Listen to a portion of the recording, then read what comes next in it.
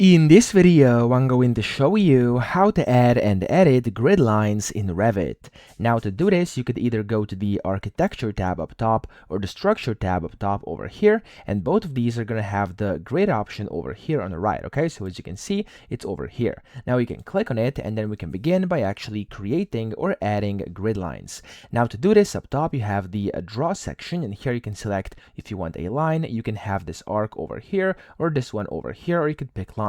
So I'm just gonna go and start with this one over here to show you how you can actually make this. I'm gonna start over here, and then I'm going to click, and I'm going to then drag and then click again, and as you can see, that's going to make a grid line. Now whenever you actually go next to it in the same line, it's going to show you kind of the dimensions between this. So the spacing here, let's say I want like maybe something like let's do like 28. I'm gonna click and then drag and then click again, and as you can see, I'm actually making a grid. Okay, so we can just keep on going and keep on doing this, and it's going to allow you to create a grid just like this. Now I'm even gonna go down here. For example, I'm gonna start over here, I'm gonna drag it through like this, and then I'm gonna go and space it 28 again, and as you can see, we have squares now in the middle, and that way you can build your grid lines. Okay, so that way it's super simple. When you're done, press the escape key on your keyboard, and then again, as you can see, you have grid lines over here.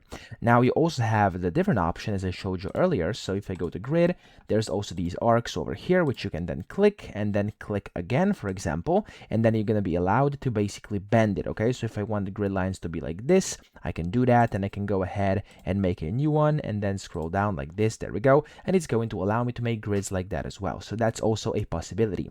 But then if you'd like to edit these grid lines, super simple, simply click on a grid line and then click and drag, and you'll be able to reposition it, move it around like this, and when you're ready, just basically release your left mouse button and you are good to go. You could also go and change these numbers over here. You could reposition them by basically clicking and dragging, and if they are snapping like mine over here, you'll be able to reposition multiple inside a specific kind of selection. Okay, so that's essentially how to do it. Super simple. I hope this video helped you out. If it did, please subscribe to the channel and help me out as well.